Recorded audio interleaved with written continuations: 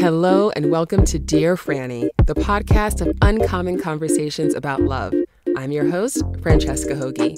I know that I always say that I'm excited for you to listen to an episode because I am, because obviously, this is my show and I get to talk to the people that I want to talk to and have the conversations that I want to have. So it makes sense that I'm excited about it. But when I tell you that this episode is unlike any episode I've recorded before, and I spent half of this episode howling with laughter, like literally cackling, like to the point where it might be a bit undignified, frankly, but I could not help it because my guest today is Brice Izyah, and he is the host of the Purple Pants Podcast, which is a hit podcast. And he is also, like me, a former Survivor contestant, which is how he and I know each other. But when I tell you that Brice is unlike anyone you have ever met and probably ever heard, unless you listened to his show or you saw him on Survivor, I mean, he is unbelievable. He is just so funny, and he's so real, and his perspective is just amazing. And he was so transparent in this episode because he really went there. We talked about his love life and the challenges of growing up as a gay Black man, and how some of those challenges of growing up have still carried into his love life today. And it's just, I mean, I laughed, I cried, I can't say enough good things. So I'm so excited. Without further ado, please enjoy my interview with Brice Izyah.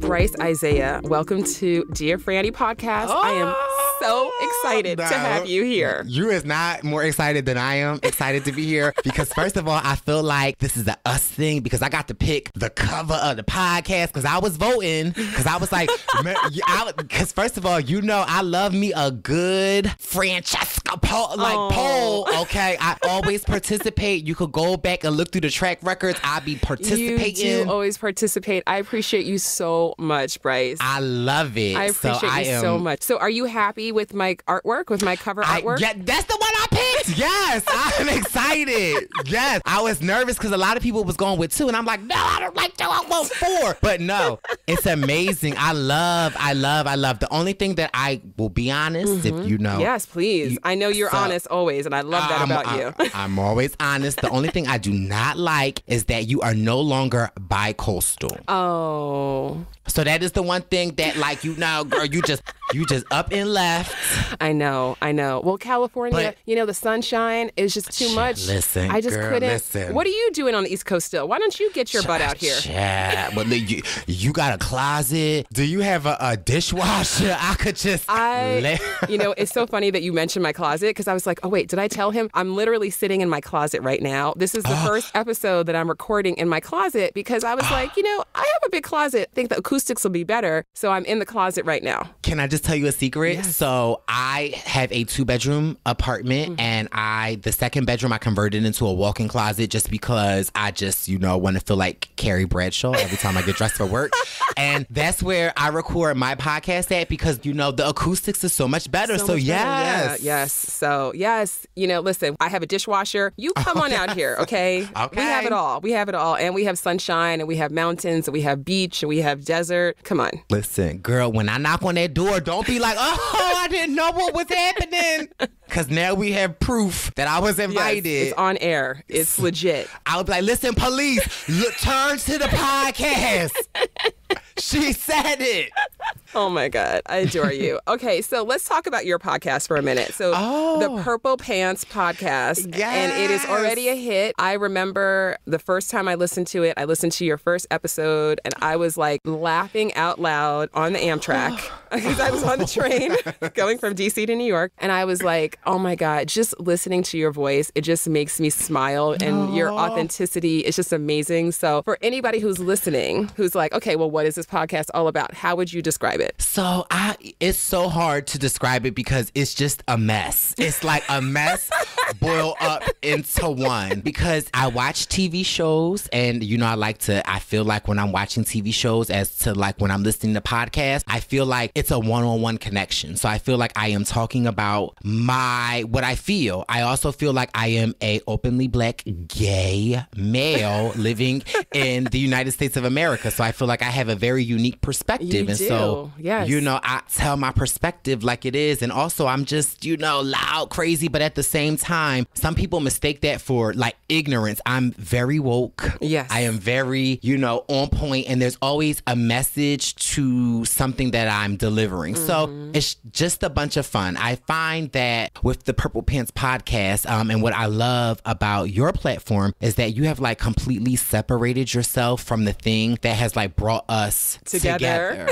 And that is what I am striving to do, because I guess anybody who's listening to this may know this, but there are probably people who are listening to this who don't, because there's some people who I'm surprised, people who follow me and they find out and they're like, what? So you want to tell everybody? We used to live in New York City together.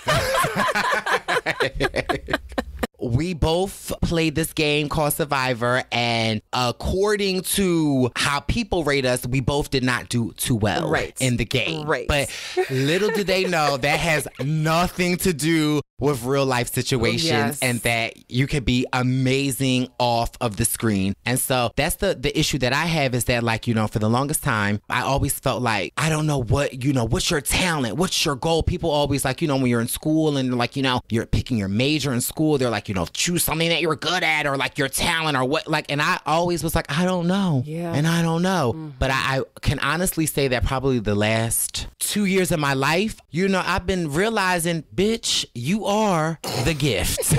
Yes. I'm so glad you realized it, because that's what I was about to say when you were done talking. and so like, but you get uncomfortable when people tell you that, because it's like, oh, you feel like that's what people tell you all the time. And what I am realizing is that like, what, I'm being true to myself and being like this authentic, because in real life, I'm not always this authentic. It's somewhat comforting to kind of like come in my closet and just spew out whatever I'm thinking. But I'm learning that like living in your authenticity, and if you listen to the Purple Pants podcast, I don't say words right, but you should kind of figure out what I mean, but what I'm saying. So I might have to like rely on you to help me with some words. But I'll do any translation if necessary, but you're doing great. Thank you. And so what I'm realizing is that like when I am being my 100% true self, I find that I get the most feedback from. Yes. Or I get the most response. And so why I was so excited to come on here, because I feel like I don't carry that transparency in my dating life. Okay, yeah, we definitely have to talk about that. Okay. So I just feel like that maybe that's why I'm not getting the results that I want. Oh my goodness. Oh, well, first of all. Okay. Well, it's just everything you say. I'm like, I have so many things I want to say in response to everything you said. So I definitely want to get into your dating life. Okay. Before we get into your dating life, I will just tell you very quickly that, so first of all, I completely relate to what you're saying about like when I was growing up, I was that kid. I never knew what I wanted to be when I grew up. Never. Adults would ask me that question. I never remember wanting to be anything. And I asked my mom, I asked my sister, I asked my childhood best friend, because I'm like, am I just imagining this? Like maybe I wanted to be something and I forgot. And they were like, no, you never had an answer to that question. And kind of like you, I mean, obviously Survivor in terms of the gameplay did not work out very well for us. Right. Which at this point, I just wear as a badge of honor. And I hope that you do too, because absolutely, they just couldn't handle us, Brice. Listen. And what I say when I defend you all the time, because in my mind, I feel like we've met twice, but in my mind, you are like one of my BFFs, because like I seriously, I love reading your articles. I love listening. Like just everything about you. But listen, you a 2-time player, period. Yes. Okay? So they can say what they want. Them the CBS checks cash all the same. It's so true. It's so true. You know what? It's so funny. So, CBS has approached me about returning. And I know you shut it down every time. Girl, I follow you. Yes. No. And I shut it down, and there's no way. But the only reason that I would ever play again, and I won't play again, I shouldn't even say, because I won't. Never say never. I won't. No, I don't know. Maybe when I'm like 80. I don't know. And it's like Survivor Geriatric Island. I might be like, this is my chance. But real quick, if your mom is any indicator of how you will age, then girl, you'll be playing at 80, because I know. Isn't my mother wonderful?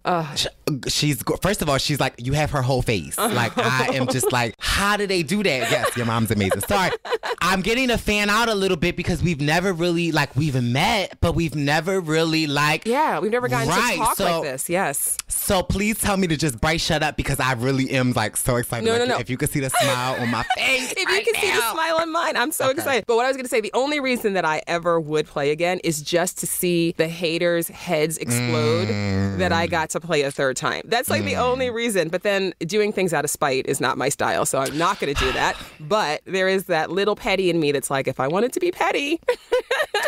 Well, listen, I use this term, baby girl. It's a lot of petty that lives in me, so I encourage it because I just feel like, and again, I don't want to just make this all about Survivor, but you were just a safe vote for them. Like, girl, you are so multifaceted. You are like, I would encourage that if the opportunity ever came to you, I would just ask as your new friend, not in my head, but new friend in the podcast land, that you would consider it for the people that always feel like, and I don't know if when I play Survivor, I always felt like this was just a true representation of my life. Like, great opportunities come to me, but they fall short. Like, you know what I mean? And it's just like, yeah. And it's like, and you just get stuck in that weird place of, I should be grateful, so I need to smile and do this, like, you know, this pony and dog show. But ultimately, like, I'm like hurting inside because it's like, you know, my dream was not to come out here and lose. Yeah. For the people that it would inspire, like myself, I encourage. Oh, well, thank you so much. But just so you know that it's like, this is how the universe works, though, right? Like, we think there's this thing where, like, this showed up. And, you know, same thing with me in Survivor. I wanted to be on The Amazing Race, which is how I got on Survivor. And so when they first asked me to be on Survivor, I was like, no, I don't want to do that. That looks miserable. But then I was like, you know what? The universe is presenting this to me for a reason. And so I got to do it. And then I am competitive. So once I said yes, then I was like, I'm going to win. Like, I'm winning this. So I went into my first season fully planning to win. So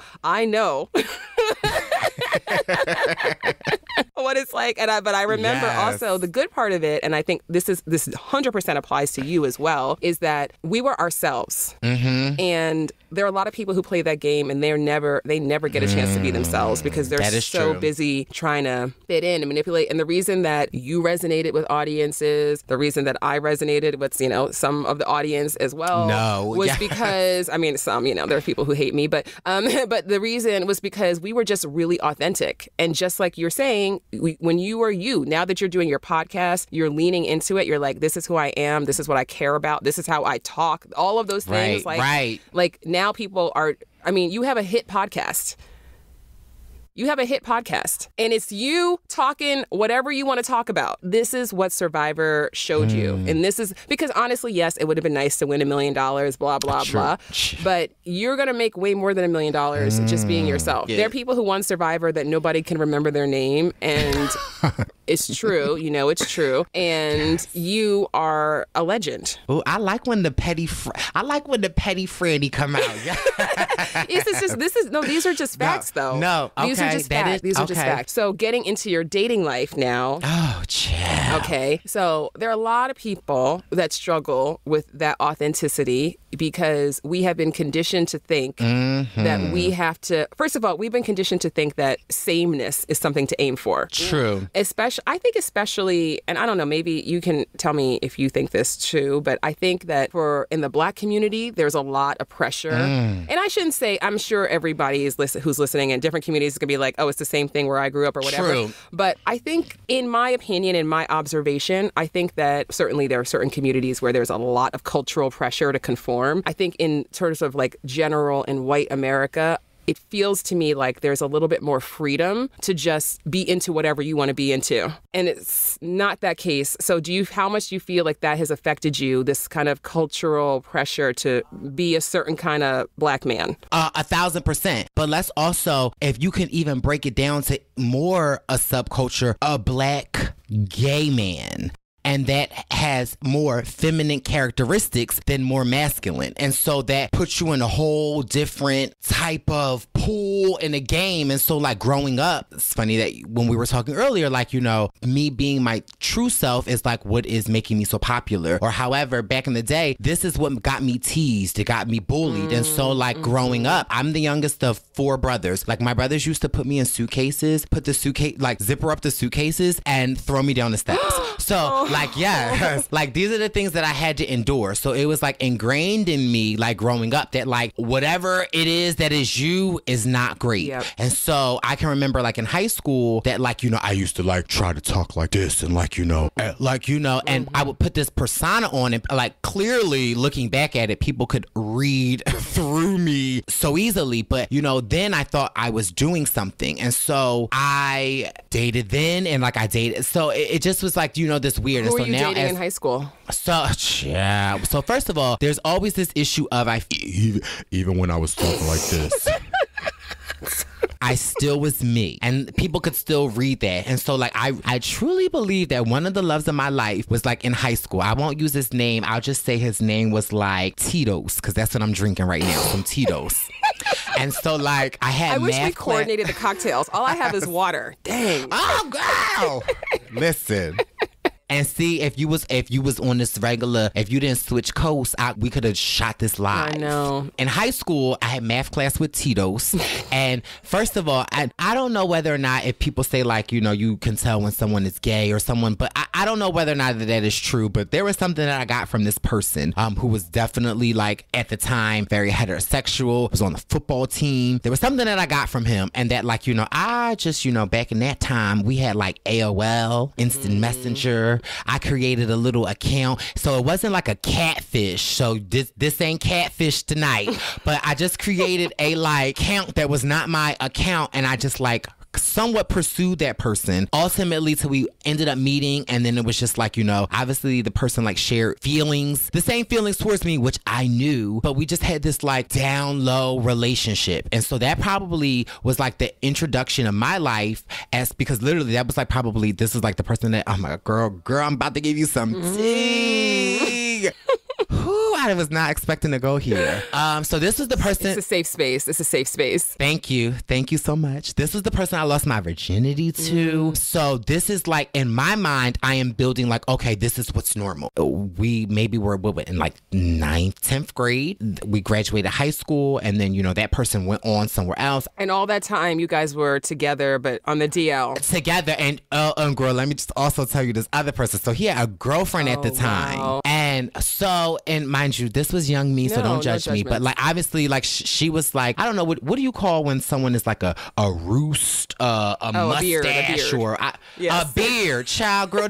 And so, you know, back in high school, I had all of these female friends, and so, like, mind you, they were like, why don't you like her? And, like, mind you, she was, like, my arch enemy. And at that time, I did not know that I was, like, projecting that on her. And so to this day, I definitely feel bad. And I also feel bad for Tito's, because, like, for putting him in that, like, predicament. Why do you feel bad for Tito's? He didn't do anything because I want to do. What did you? What I feel bad for was putting him. So whatever we did like, privately. And so what I do feel bad for is, like, raging war against her because it was misdirected in high school, because it was misdirected. And I also felt bad for him, because it was like, now he has to, like I just felt bad for him and her, like, you know, just looking back on it, because I can only imagine what it must have been like.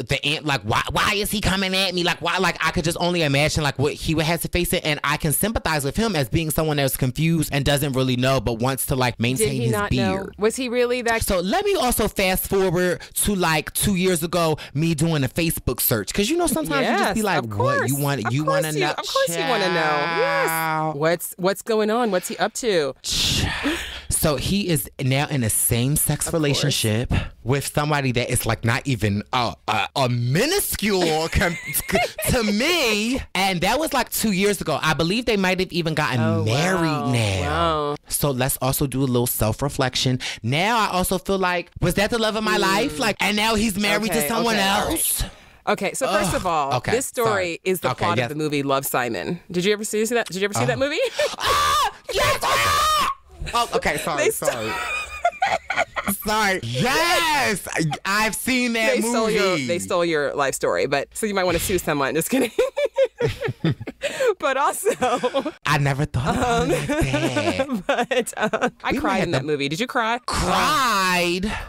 It was so. I'm an emotional movie person, and that's another thing that people don't realize about me. Like, I'm an emotional TV movie. I absorb people's emotions. Yep. I'm also a hopeless romantic, so I love like period pieces. First of all, you were both young, you and Tito's, and you were not. What he was confused about was how to be true to himself in this world. Okay, and yes, you misdirected your frustration over the situation and not having. Everyone deserves to live their lives and have their partners and be public and not have to be ashamed and not have to be hidden and not have to be secret. So the fact that you were feeling so much anger and frustration over that, it makes sense. Like, that's normal. So I want you to forgive yourself and not feel badly about anything. You were doing the best that you could. Yes, Okay. And Tito's, by the way, he's the one who chose, right? He's the one who chose to have a beard. He's the one who chose to have this down low relationship with you. And so you shouldn't feel guilty about that. Everybody made their choices in the situation. So there's just that. Okay. Okay. But then also, I don't happen to believe that there is such a thing as the one love of your life. Okay. Now, I think that there's some people who maybe only have that experience, and maybe, like, say you and Tito's had fallen in love and, you guys got married and you were together. Obviously, and maybe in that situation, right, he would have been. But we have the potential for us to love people and to find new soulmates and new loves of our lives is really infinite. It's not that everybody's going to be that person for you, but those people, there's more than one. So you did not miss out on anything. I agree 100% on that. Another thing I'll share about myself is that, like, I'm a recording artist. I rap. I just got back from, I would call it a life-changing trip from South Africa. I have a vision board that I just try to, and I don't know necessarily if it's like a vision board, so much of a memory board, so much of a coupon board, but I girl, because if I see something good from CVS, I'm going to put it up there. And so I just like for inspiration. So like, anytime I travel, stick a boarding pass up there just to know that, like, you can go anywhere you want in life. And so I think I have like a bib from my first like 15K that I ran. I have just like, important people. So it's not just a memory board or not just a vision board, but I just feel like it's like my life board. And so one of the things on there is like back in the day when I was in college, when I discovered that I wanted to like rap and be a recording artist, I have like the single cover of like a single that I recorded for my friends. And so when I got back from South Africa, I was like, you know what? I want to continue to work on music. I always put out singles. I never put out like a project. And so I want to put out like an EP. And so that's like one of the goals that I am currently working on. Beautiful. I love it. And so I have recorded a song maybe like 2 months ago. It's called A Lie, and it's about like a relationship that I had with like another person that is like another unhealthy relationship in my life. When I came back from South Africa, I was like, you know what, there are like probably like 4 loves in my life that like stand out to me, and that like Tito's is one of them. And I like was like, maybe I will really want to write a song about this, or just like, because I just know that I cannot be the only person that is like experiencing this. You definitely are not. And by the way, that's also not limited to homosexual relationships. No, for sure. Okay. Absolutely. Yeah. But what I will say is that sometimes I feel like, and again, I don't mean to like ostracize anyone else, because I'm sure like this topic is like so universal, and I'm going to go into like another topic, and I'm sure my mom is going to listen to this conversation and be mad, but I always have to be truthful with my conversation. So I just feel like sometimes as a Black gay man, we about to get emotional, so just go with me. So I always have an issue when people ask me my age. Like, not that I'm embarrassed of my age, because for real, I feel like I look amazing. You do look amazing. I don't know how old you are, but you look amazing. So right. It doesn't matter. I'm in my early to late 20s. Okay. Oh my God. You are self-conscious about your age. Or in my early 30s. One of the three. Okay. So, piece that together and do whatever you want. So I self-reflect a lot, and I sometimes I'm a social worker, and I deal with like abused and neglected children. And so I realized that a lot of like trauma happens when you are younger, and that like it manifests itself in your life and you don't realize why. And so I am a huge proponent of self-reflecting. And so I use running as my choice of reflecting. Like whenever I run, it's like all the issues of my life are like, they come up in the air and I'm able to like move them around and I'm able to kind of like work through them. And so it's just weird, and I don't know like what other people's choice of. Some people go to therapy for that, and I'm open to therapy, but I am like also open to like being honest with myself. And I feel like if you can be honest with yourself, then girl, if you can be honest with yourself, then you're in a real good position. So I am only honest with myself when I'm running. It just seems that there's just like that rhythm of the pace. There's the me trying to keep up. There's the like the me. That's your like, meditation. It really is. And so I discovered that this is maybe like 4 years ago that like I never thought it was an issue until like one of my friends or one of my coworkers was like, I've been working with you for 4 years and I really don't know your age. And what I realized was that growing up, there was no positive Black gay role models in my life. And so, the thought of turning 30 was literally a mystery to me. Yeah. I had no idea what it was supposed to be like. Right. Like, yeah, I watch these love movies and I see these Caucasian white men and I see these Caucasian women. I see these Asian men. I see these but I don't see a successful, and I'll even take it a step deeper if you really want to go that deep. Like, the only like African American older Black men that I saw was like related to like HIV and AIDS. And so like, think about like what the trauma that does to someone. And so like, I'm like, oh my God, like, bitch, you are really like stuck on this. Like, and so what I will say is that, well, two things. One is that as I am in my early to late 20s or early 30s, I am realizing, bitch, this ain't old, okay? It is not old. It is not old. It is not old. Like, I've had no one ever to tell me that. And so like that is like, and there is a whole generation of, and again, I don't want to be exclusive, but I can only talk to my experience, is that there is a whole generation of us that is like, has to be experiencing the same thing. And it's just like, wow, like, so wow. And I even think of that to like, people talk about like, you have the conversation of safe sex with your parents. And like, again, I was the youngest sibling. And like, my sexuality was like a point of contention in my house. Like I got teased about it. So my mom was always like my sense of comfort. My mom was always like my sense of like support. I didn't come out to my mom till I was in college. And I felt like, my mom did me somewhat of a disservice. And I don't mean this in a disrespectful way, but I've never had the conversation with my mom about safe sex. You know what I mean? And I feel like because in the Black community, it's so taboo. Yeah. It's so like, obviously my mom not wanting to bring it up with me because it's like, well, you haven't told me that you're gay. You know what I mean? So it's just like, you wonder sometimes why the rates of like HIV and AIDS are so much higher in these communities where like it's so much stigma. And so again, what I realize is as what my platform is and like, what me is like literally living my truth is literally like could possibly be like saving people's lives and could possibly 100%. Be like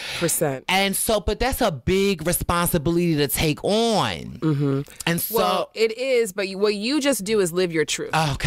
Okay? That's your only job. Okay? I appreciate that. And it will inspire other people, and that's beautiful, and that is part of the magic of you and your personality. But you get to live your truth, period. Period. That's all any of us can do. Actually, even today, I have this candle. Let me find the photo. I have this candle, and I decided to take a picture of it and put it on Instagram today, and it's a quote from William Shakespeare, and it says, "The meaning of life is to find your gift. The purpose of life is to give it away." All that's just another sign from the universe, because look at the timing of this. Right. Is like all any of us can do is be ourselves and live our truth. And if everyone in the world did that, can you imagine this world? How beautiful would this world be? I would be married to Tito's with 6 babies now.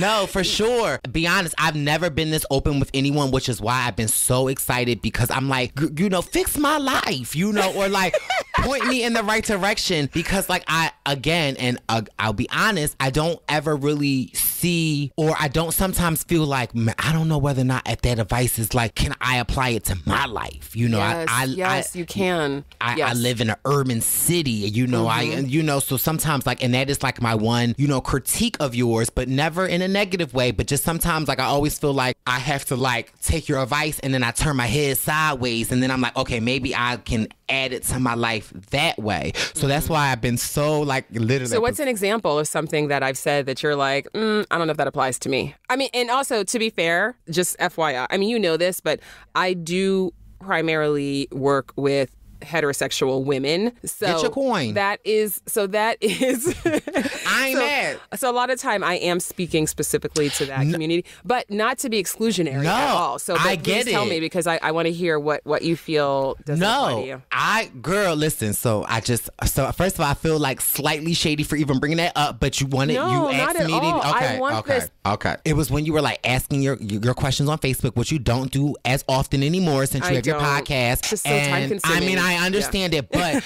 also I feel like you should, because I feel like, I don't know, I got something out of it. So I just, so just maybe for me personally, but I remember one time it was like, social media, like, people are on Tinder. And I remember one of the things that you were like was like, what your ideal person is, we'll just give them a number value. Say they're like a 10 and that's what you're looking for. And you were like, I don't know what the terminology that you used, but it was like be friendly Tuesday or be friendly Wednesday, and knock that 10 down to like a 6. So maybe I don't know exactly what you're, obviously, but I will say probably what I was saying is, and I stand by this, which is that when it comes to dating apps, when it comes to social media, people overestimate their ability to determine who is and who isn't a good match for them. I completely agree. No, absolutely. I get it, because I was like, I took that advice, but then I was like, sometimes in the like gay community, it's not as simple because like there are other like determining factors of relationships and things. And also what I also feel is like such a taboo thing. And even still to this day, I don't even like talking about publicly in the gay community, is that like, we got this thing,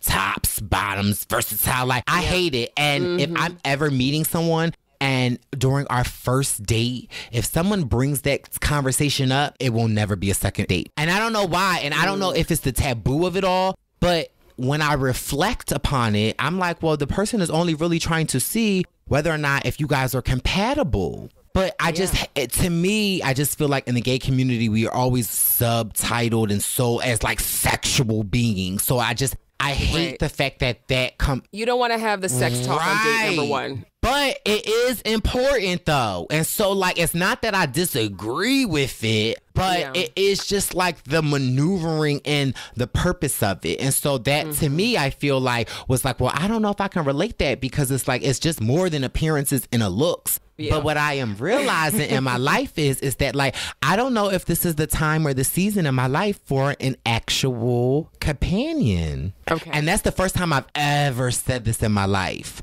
Normally I say it to deflect.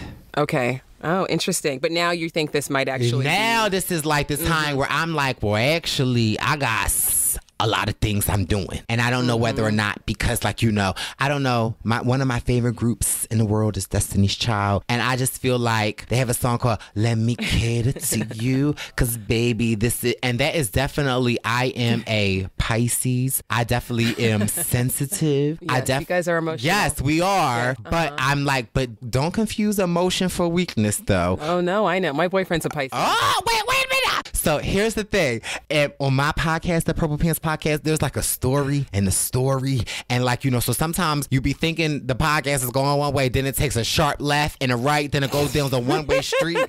And so in my mind, because in my mind, we've been good girlfriends for a very long time. I pretty much keep my personal relationship off of social media for the most part. I feel the same way, but being that, I know exactly what it is, because like there's certain people that I like stalk, and there's certain people that I like stalk on the low. I find you to be such a intriguing person. Oh, and so I just like, I may not like everything, I might not, but just believe I'd be knowing when you post. And so the fact that you just said that, like there are like maybe within the last 6 months 2 or 3 images that are popping into my mind right now that I'm like, I was wondering, but we're not really like, so I would never be like, is this your man?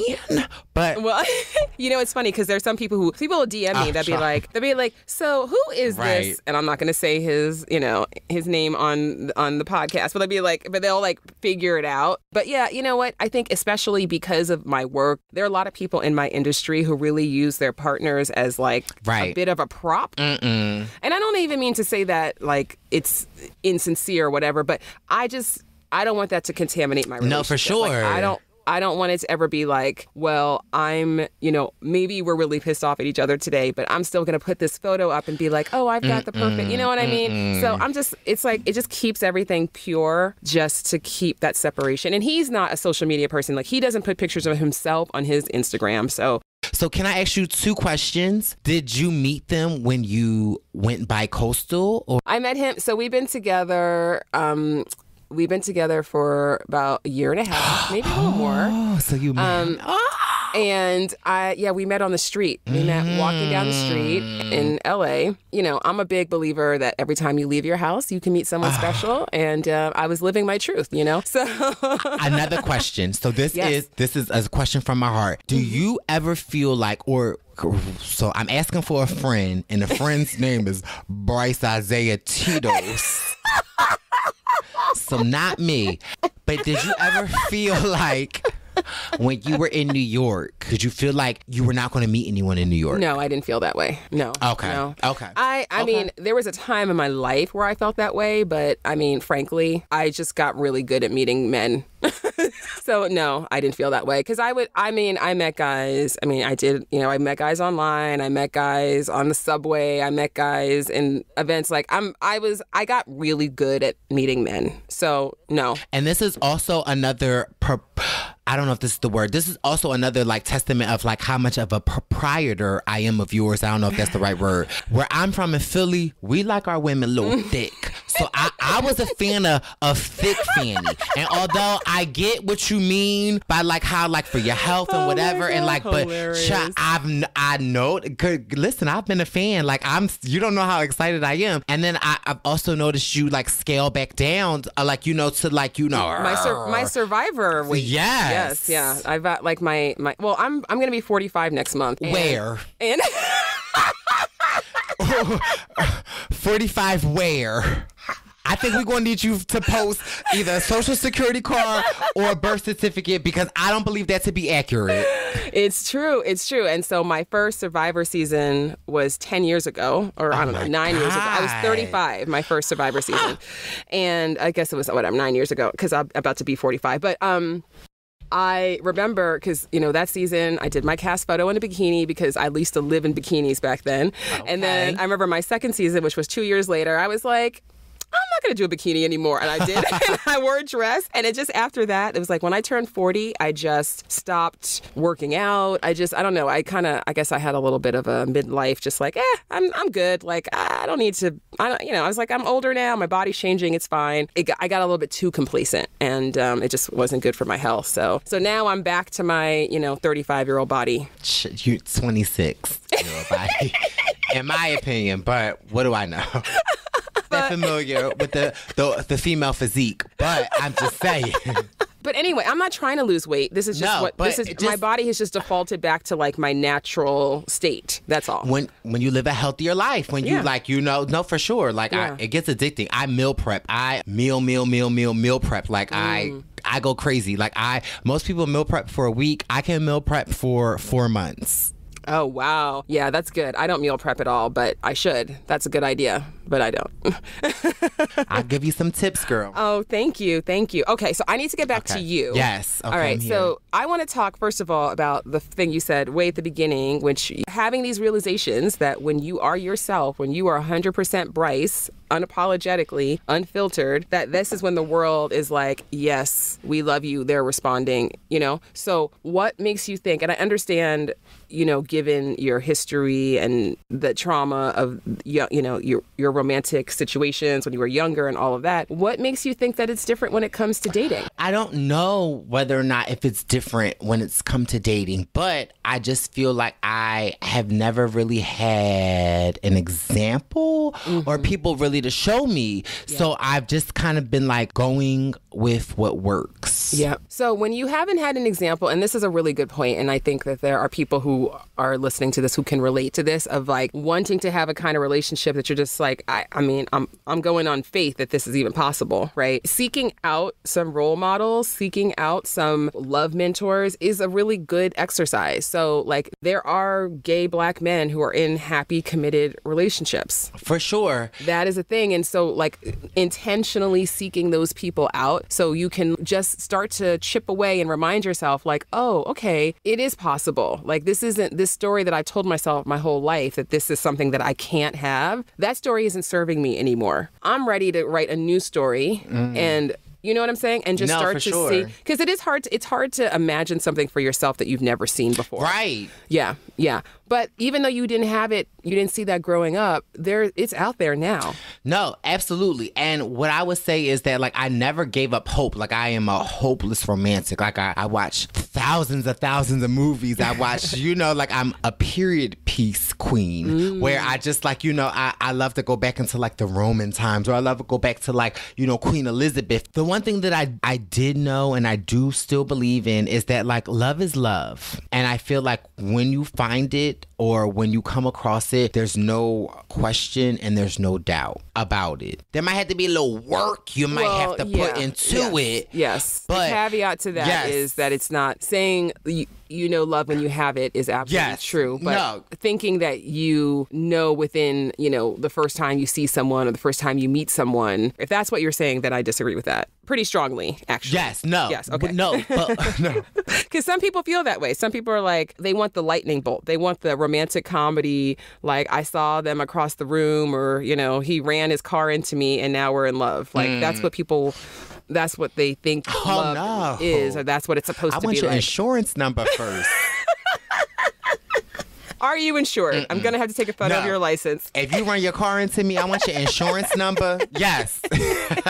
I am a proponent of like, I don't mind putting in the work. Like, I feel like I was a product of a broken home. So I feel like I understand that there are ups and downs. And so there's not a question that like, in every relationship, there's highs and lows. But I guess my question, or like my not question, but you just never know when you have that person to put that amount of energy into. I guess it's like, and another one of my issues is that seems to be in my life that like the people that are most attracted to me are probably the people that I am the most not attracted to. And so I can give an instance of like this one person dated for, and mind you, if you were to like put on the checkboard, all of the things that you want in a person, like, loyal, like successful, like personality. He checked all the boxes. And like he checked all the boxes that I had.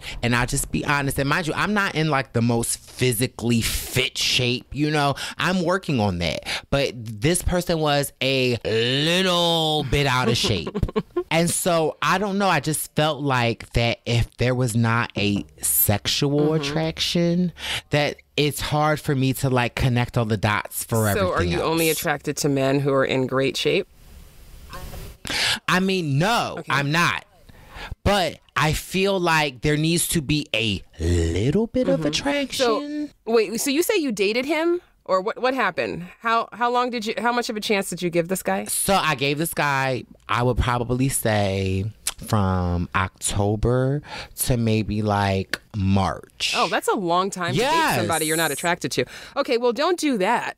I mean, obviously in October we were like hot and heavy, seeing each other all the time, and by March, so you were hot and heavy, so you were attracted to him. I don't want to sound like vain, but like this person they like wanted to see me, so they took me out. They like I felt like they like wined and dined me, and so I mean I can be wined and dined, not that. So you hung in there for a while, because correct. That's not what I'm looking for, but when when it came down to like the times where like we should be like, and I'm not even saying like sexual, but when it came down to times that we should be like intimate, it came like issues because like I was not attracted to that person. So suddenly you had a headache. So, but here's the thing about me though. I'm honest. I felt like I was very honest with this person about the issue. Like, listen, I'm not like, I could get there maybe if we continue like down this path. Maybe. But like, if you are telling me that like this is like the date that something has to happen, then like you can continue to move on because it won't happen. But like, because I felt like I was getting to know that person as a person. I don't know. Like, I just felt like, yeah. What was his response to that, by the way, when you said, like, he didn't really have a response to it. I felt like he almost like brushed it over as if like I wasn't serious. Okay. And then when it came down to like, I can remember like the last time that he like spent the night at my house, like we have like these like little street fairs where like they do like food trucks and stuff. And like, some of my friends met me and like he came over and I was like introducing him to my friends. Like some of my friends knew who he was because I'm very honest. Like, if you're in my core circle, I'll tell you what's going on. And I felt like this person is a great person. Like, I just felt like I was not sexually attracted to him. Okay. Well, you probably weren't sexually attracted to him because he clearly has confidence issues. Because if I were dating someone and they were like, I'm willing to hang in here for a little while longer, but just so you know, I'm not attracted to you. So maybe I didn't use those exact words. But the message came across. Did it not? Right. Yes. Okay. It did, for sure. Okay. So my point is that, and I don't say this to, listen, everybody, we're all on our journeys here. You know what I'm saying? And I wish I could say there was never a man who I was like holding out hope. Goodness, I've been through so much. But my point being that the times in my life where I was pining away for somebody who wasn't trying to be with me or who was like treating me like an option when I was like, all about him. The main course right here. I was not. Obviously, I did not truly love myself and I didn't really believe I was worthy or able to have something more meaningful, because if I believed that, then I would not have settled for being somebody's option. Right. It's not to criticize him. It's just like, if he was my friend, I'd be like, you know what? You deserve somebody who's going to be excited to be with you. And this guy is not that. So let him go so you can find that person. But the point is that, so sometimes, and what you said about, being attracted to guys who are maybe not the best match for you and not being attracted to guys who are good guys who are really into you. This is a very common phenomenon. This is something that happens a lot. I hear this a lot from people. And it's like, what you have to understand is that you have, on a subconscious level, you are a genius. We all are. Okay. So you have a very good radar for who is going to confirm what you believe about yourself. Okay. And so when people it's not a coincidence that people have dating patterns, right? Like, it's not a coincidence. Like, you're the common denominator. I was the common denominator in my dating pattern. Like, we are always the common denominator. So you have to ask yourself, all right, what do I believe about myself and what do I believe is possible for myself? Do I believe that I am truly worthy of having somebody who's crazy about me? Do I believe that I deserve that? Like, so you have to ask yourself those questions, because if you start to ask those questions and really not answer from the head, but answer from the heart and see what comes up, my very educated guess about that is that you don't fully believe that it's possible for you to have a great partner. And you've essentially said as much, right, in this conversation. Who said that? That was Tio's, girl. So my point is that, but then, and this is another thing that happens very often, it's like there is in your heart this desire for this connection, this desire for this intimacy, this desire for somebody who is going to show up and be all about you, right? Because we all have that. That's just part of what makes us human. What happens, and I see this, like I said, I see this all the time, and I did this too, is that you engage with these people who they like you, right? But their confidence isn't quite there. Their self-love isn't quite there. They're not a right match for you. You're not attracted to them. And then you get to say, well, I tried. Well, I tried.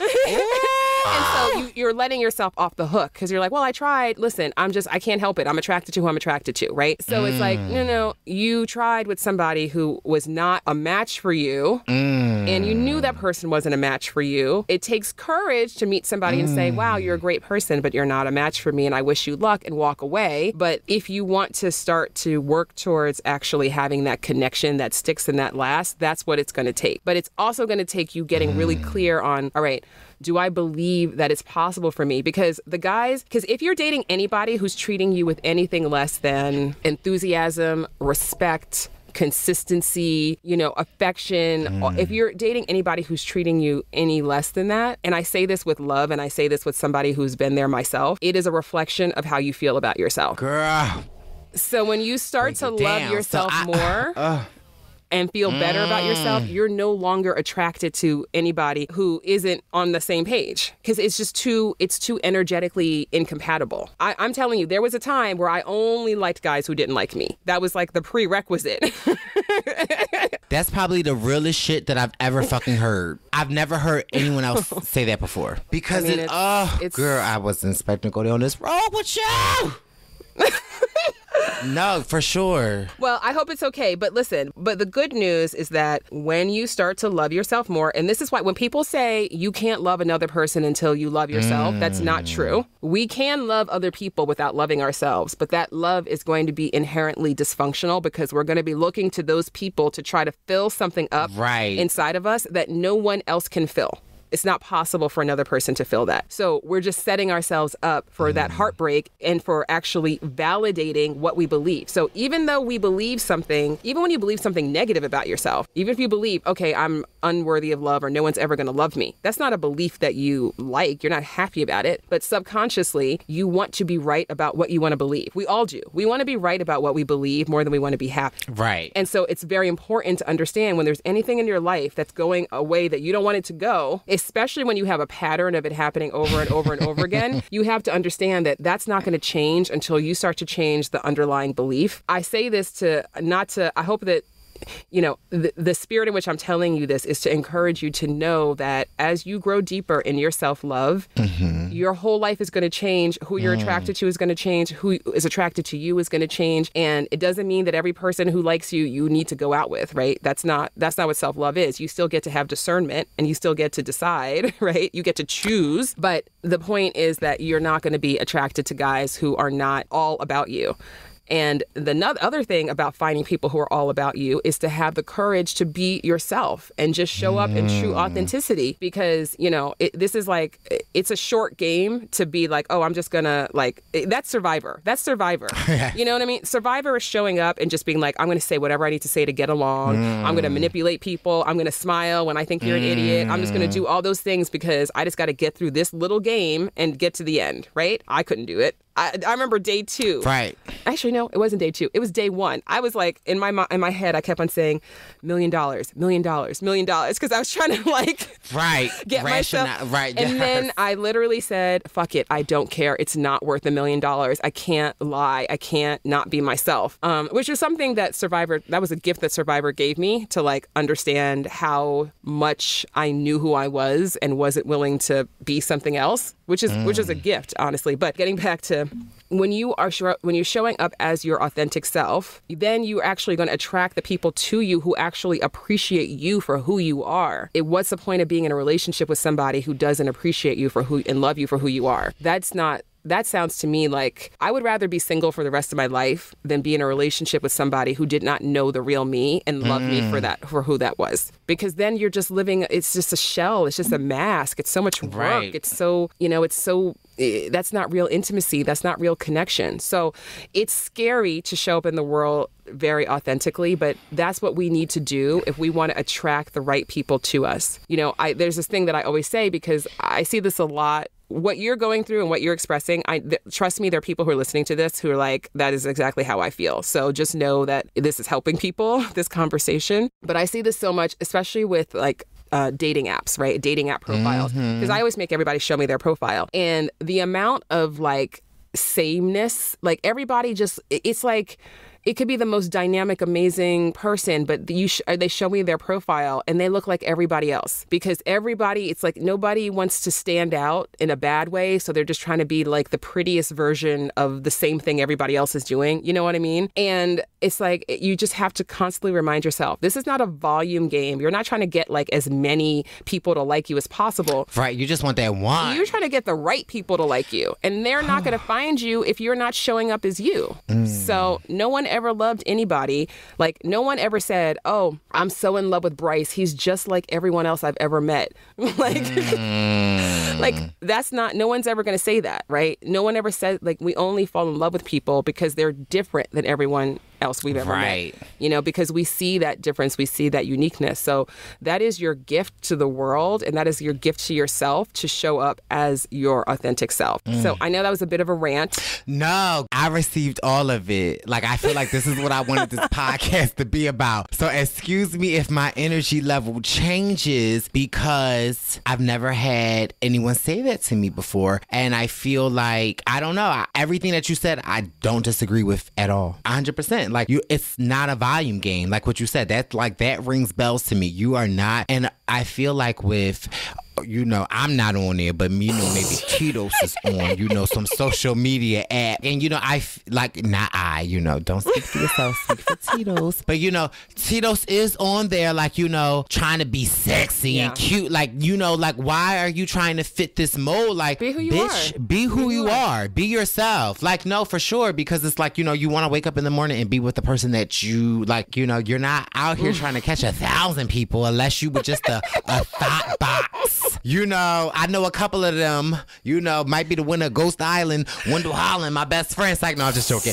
But oh my God, that's hilarious. Oh, you're really just fishing for one person. That's like... But at least know if you have that as the goal, and just try and experiment. Like, if your profile right now, you look at your profile, like, show Wendell Holland your best friend. Show him, like, be like, does this feel like me? Like, seriously. Like, and that's good advice for everyone. It's like, just like, do you feel like this captures my personality? Do you think does this feel authentic to me? And if the answer is no, switch it up and just see what happens, and see, like, okay, maybe you're going to start to attract a different kind of let me guy. get a pen. Let me get a pen. I mean, you can even put in your profile, like, obviously, like, I'm not here looking for friends, but I also don't want to talk on our first date about whether we're a top or a bottom. What? Like, say that. See, okay. Now you got me uptight again, because I feel like, Because you know what? There are going to be people who look at that, they're going to be like, next. And then people look at that and be like, word. That's how I feel. I don't want to have that conversation on a first date either. See, you know what? And you know what the issue is? I feel like I'm worried about the people that are going to say next. And not worried about the people that are like, bitch, yes, let's get a cocktail. It's time to switch the focus from trying to play it safe and appeal to the most people possible, and really speaking your truth to the people who you want to meet. So, and the thing is, and I say that, and I actually, in general, I don't like people to put negative things in their profile. Like, I want you to say what you want, not what you don't want. Right. Like, because again, it's like focusing on what do I want to call in. Don't try to, like, you know, repel people, because it just doesn't work. It's much more effective to call in who you want. Or so you can even say something like, you know, I want to get to know you as a person before we talk about who's a top and who's a bottom.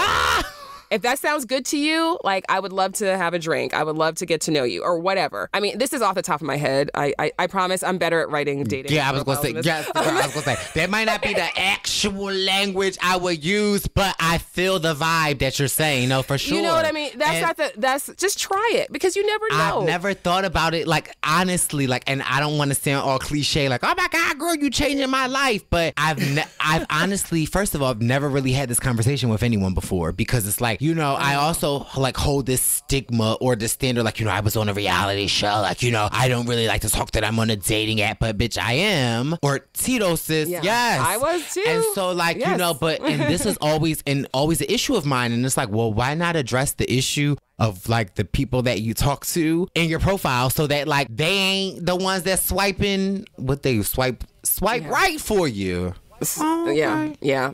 Let me tell you, when I first went online, it was a long time ago, and you were probably in diapers. That was the early 20s, girl. And at that time, I didn't know what I was doing, but I got really good at it, and so I crushed it online. And I had relationships. I had a couple of long-term relationships with people that I met online, but I got really good at it because I realized, like, oh, this is what I need to do. I need to speak to the people I want, and like specifically, and just really like everything from your photos to what you put in your bio, just really speaking to that person. Really, even if your profile is 5 lines long, you can still convey your personality in there. You know what's something that like I never...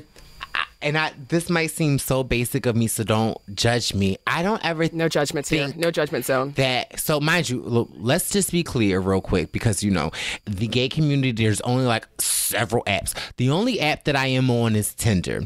Like, I'm not on like Grindr. I'm not on Jack. I'm not on any of those apps because I feel like I am a gay of a standard. And I feel like, and I don't mean to be judgy, but I'm not on these apps to hook up with people. So, and I feel like a lot of those apps in the gay community are just strictly like, now I have heard rare stories of like, yes, I have too. Of like, and I'm like, girl, why would you even want to meet? Like, but anyway, I don't judge. I just know that that's not for me. Like, I feel like, Tinder is like, probably my safest bet. But I've never really thought about putting myself out there like that. Like, and although it sounds so simple, I've never really just thought of, I don't know who I am. I feel like I'm almost catering to the people that I know that don't want me. Like, that's deep. It's almost as if like I am on here to save face, to show y'all bitches I'm a bad bitch. And like, you know what I mean? Like, and I can honestly say, and I will be very honest with you right now, like I am, first of all, on my Tinder photos, but I got fire. Like, but I'm not vulnerable in any of the photos that I have on Tinder right now. Yeah, it's important. This, I mean, we could talk about this all day because this is, I'm getting my free session, so listen, okay? Even, I can't tell you, it is so hard for people. I see, most of the photos that I see, people are, they're looking cool, they're looking cute, they're looking sexy, they've got the background, and look at this fancy location, and look at my sunglasses, and I'm so cute, and it's all very Instagram-y. Right. And it's like, this isn't Instagram. If you are actually looking for a connection with somebody, you need to actually have pictures of you, just you, your face, not your friends, not your, all this, like your face looking into the camera, no sunglasses, smiling, like actually like, and it stands out when you see that on a dating app because there's so much sunglasses and at a distance and look at how cute I am. And it's like, no, just up close. Like, this is me. And I know that can feel really vulnerable and scary, but you can have love and intimacy without vulnerability. So it's a good practice. It's a good warm up to start in your profile. Okay. And just keep it going, I got the notes. I appreciate you. No, girl, when I told you I am being so honest and open because on a multitude of levels, because I want to help my friend Brice Izyah Tito's out, and because I'm fangirling out because I get to talk to you. And I will also be honest, if you again want me to be honest, I want to know whether or not you are the real deal. Like, and what I can say is, bitch, you are speaking to my heart right now. And like, you're making sense. Oh, thank you. Well, you know what though? It's funny because it's like I have friends like really good friends, and they'll like come to like a workshop or something I'll do, and they'll be like, that was so good, and they're like, damn, I learned, and I'm like, why are you so surprised? What do you think I'm doing? It's just funny. So anyway, it's great. I'm happy that it's resonating. So for sure. But I get that a lot. But for some reason. And like what you said though is I am being 100% transparent with you though. Like, you know what I mean? Like, and so like it also kind of feels good that like I am, I'm not giving you this Brice. You know what I mean? Like, so I am actually giving you like the real Brice, and you are actually. That Brice is hilarious and amazing. It gets text backs a lot. People text that voice back a lot. But no, like it just, I don't know. My mind is all over the place. Mind you, it's like 8:25 in Philly and it's dark, but I feel like I need to go for a run after this to like decompress all of this. But child, I was drinking a little Tito's and I don't know if the dark Well, you know, Yes. be safe. Don't, you know, be safe. Maybe like, I don't know, run in place. Do some jumping jacks. Man, I was about to say that, some jumping jacks. But I'm so glad this resonated with you. So I very much enjoyed this conversation. This is definitely. Wait, is it ending? Because it don't have to end. One of my favorite. Okay. Just make it yours, girl, because I got my pen out. You're like, I have more questions. So you and I can continue our conversation for sure offline. But I want to just, for the show, I don't ask all of my guests this question, but I mean to. I just don't always remember, because this is a podcast about love, and we have been talking about that. I wonder if you had a megaphone, which you do because you have a big platform on your hit podcast, Purple Pants Podcast. Hey. If you could send the world any message about love, what would that message be? Ooh, you just put me on the spot like this. It's okay. You can do it. You're good at this. One thing about love, I feel like that resonates for me. I feel that, I don't know what I want to say. There's like 4 things that come to my mind. Okay. Is that, you can say all 4. Okay. One is that, like, you know, I always, like, I feel like this is what I get from my mom. It's like, you know, the old school, like, I don't know why this is coming to my mind, but like, do unto others as you would like to be treated. And so I don't know whether or not how that resonates so much in love, but I just feel like, you know, sometimes I reverse that and it's like, do to yourself how you would like to be treated. So I just feel like, you know, in me, so I feel like on a sliding scale of like, you know, I've come from a broken home. I am an openly black gay male. Like, you know, there aren't like that many great things that, you know, more now recently, yes, but like, you know, me coming up, but I always just felt like I feel and still believe that like there is love. And like, you know, I just feel like this podcast and talking to you tonight has reassured me that the more you pour into yourself, do unto others, but treat yourself like the other. So do to yourself what you want others to do to you, and love into yourself and pour into yourself, and that like you never know what the outcome might be. Interesting. That's deep. And I also feel like, you know, people always say like, I would be okay if I was by myself, but you know, like I feel like if you truly believe that notion that you would be okay by yourself, yep, you wouldn't be by yourself.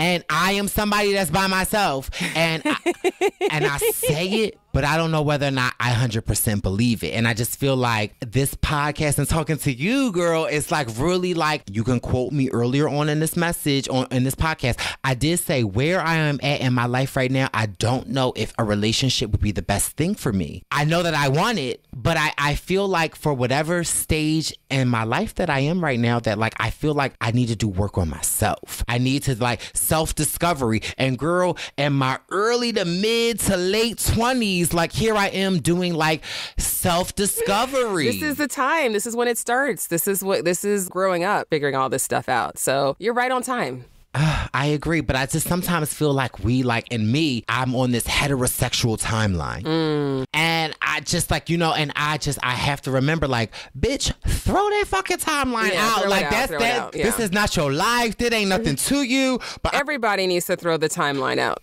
I mean, there is a reality of like women, if you want to have a baby, there is realities, but like this timeline of when they were supposed to have it all figured out and we're supposed to be married and all this, that's led to a lot of unhappiness, divorce, and unfulfilling relationships because people are so busy focusing on trying to get into a relationship. They're not even getting clear on who they are, what they want, what they need, how to be themselves. And, you know, you talk about doing unto others, and that also goes back to what we were talking about in terms of being authentic, because you want to date somebody who's showing you their representative for 6 months, you know, like, or do you want somebody who you actually know who they are?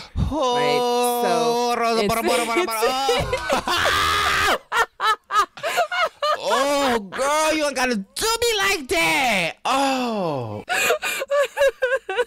That's some real shit right there. That's a t-shirt. So is related. It's completely related to love. And then it's related in your relationship. You know, how are you showing up for your partner? How are you loving them? And then the other thing you said that is so true and so deep, which is like, love is a feeling, absolutely, but it's also a verb. It's an action, right? So self-love is not just feeling like so in love with yourself all the time, but it's a decision to treat yourself with love. And that can be the hardest thing, especially when you're not feeling it. We can talk about this more offline. I'm always talking about self-love, and I did an episode of the show about self-love. And, I've talked about this a lot, but, I go through this whole self-love check-in with my clients, and I do it for myself too, because I break self-love down into 5 elements: self-compassion, self-worth, self-validation, self-care, and self-gratitude.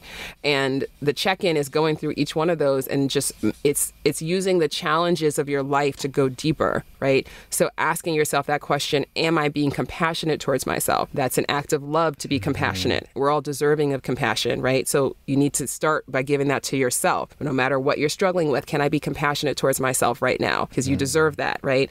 And then you move on. Do I feel worthy of having this thing that I want, right? And if the answer is anything less than hell yes, then the question is, well, if I did believe I was worthy, then what would I do? What action would I take, right? And then you can choose to commit to taking that action, even though it doesn't feel like the thing that you want to do, right? Because it's just a way of reprogramming yourself to be like, all right, if I just treat myself with enough love for long enough, one day you're going to wake up and the feelings will have caught up with the action. So it's a decision to love yourself, right? It's a decision to be able to validate yourself and give yourself credit for what you've done and for what you do and what you're trying to do. It doesn't matter that it's not perfect. There is no perfection. None of us is perfect, right? So that's step 3, checking in. Am I able to give myself credit where credit is due? Am I able to accept validation from others, or do I deflect it? Do I make them wrong? Do I, just try to make it into a joke? A joke. Oh, God. Put it back on them. Right? Oh, girl. And then self-care. Self-care is asking yourself, okay, how do I want to feel? How do I want to feel in this situation? How do I want to feel on this love journey? How do I want to feel in my life? And then what are the actions that I can take to support that feeling? And self-care are all those actions: drawing boundaries with people, going to bed early, going for a run, whatever, drinking more water, whatever it is that you need to do to support that feeling. That's self-care. And then the last step 5, is self-gratitude. And that's when you get to a place where you can say, all right, what about myself and the person that I get to be? Like, really seeing yourself and the beauty that you are as a gift and a blessing. And what about yourself can you celebrate right now? And you put all those things together. You have my self-love formula, and trademark pending. And that's like, it's an action. It's taking that action over and over and over again. And, by doing that, you grow deeper in your self-love. And when you grow deeper in your self-love, it makes everything in life so much easier. And it does make being by yourself fine. You're fine. I'm fine. I don't think that my relationship is ending anytime soon. But if that were to happen, I would be heartbroken, and I would have to mourn that, and I'd have to, recalibrate, like, oh, wow, my life has taken a different turn than I thought. But I know that I would be okay in the end. I know that I would be. Like, it's not going to ruin my life. It would be really sad. It would really suck. But I know that I would be able to go on, because I know that I have cultivated within myself the resiliency and the love for myself, that I'm not going to let heartbreak derail me and stop me from having more love in my life and more joy in my life. So, but it's a process. I'm a lot older than you. Girl. The numbers say it, the looks don't, but the numbers, I guess. When I was in my early to mid to late 20s / early 30s, it was a different story. But, this life thing, as long as we keep growing, right, then it's all good. It's all good. It's only a problem when we stay stuck and we don't grow and we don't change. That's when frustration happens. That's when bitterness happens. But, you have a growth mindset, and having a growth mindset guarantees that you're going to have a good life. Thank you. So you got this.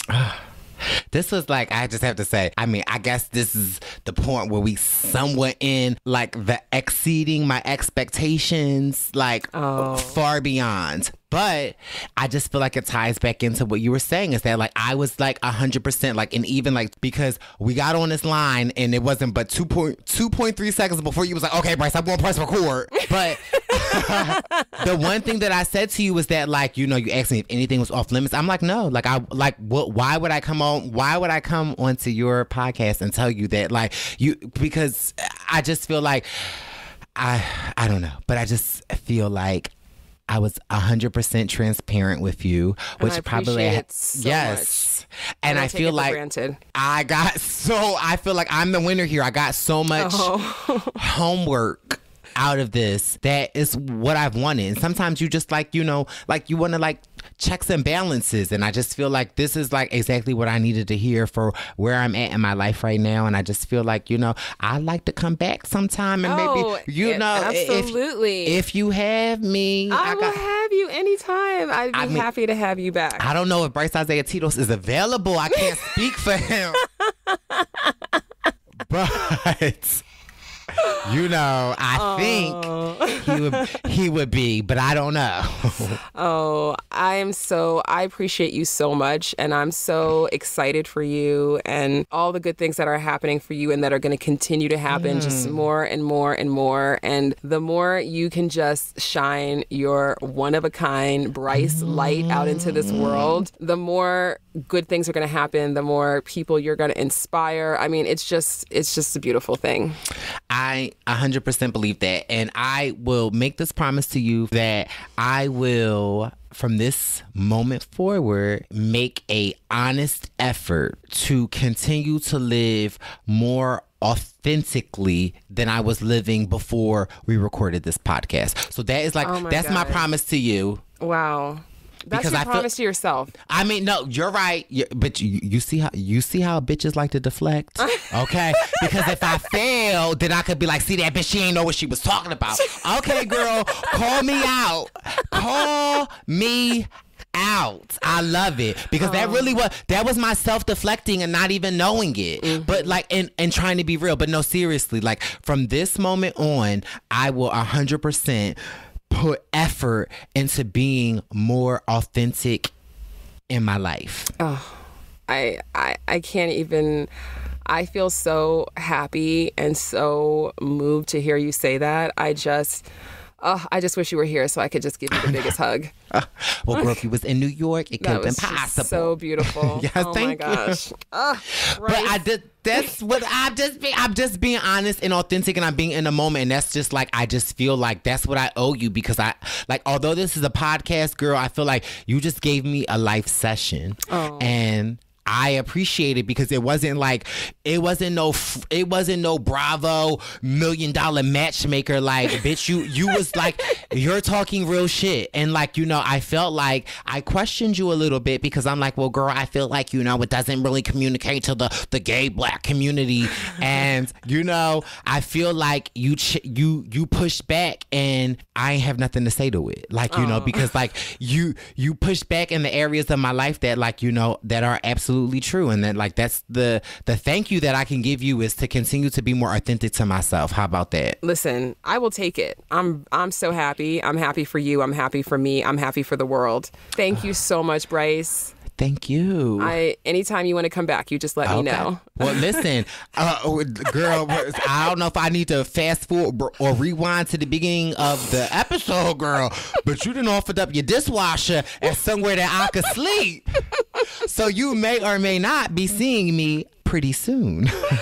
Oh my goodness. Okay. So get them forks Brice. And them plates. I got forks, I got plates, I got a dishwasher. It's all yours. Thank you. All right, honey. Thank you so much. Of course. And there you have it, my conversation with Brice. And I told you he's amazing, and that, I mean, I laughed. But then at the end, I got emotional. I mean, it was a real journey, a really beautiful journey. Thank you so much for listening. If you have not already, if you're enjoying the show, please subscribe, rate, review it. Thank you for your reviews. Those of you who've taken the time to write a review, I see you. I appreciate you. Thank you for those of you who've reached out to me on social media. I'm at Dear Franny on Twitter, Facebook, Instagram, all the places. And the podcast is at Dear Franny Podcast on Instagram and Facebook. And hearing from you really makes my day. So thank you for your encouragement and thank you for listening. Wherever you are in the world, I do not take for granted that you are spending some of your precious time with me. So thank you. Have a beautiful day. And until next time.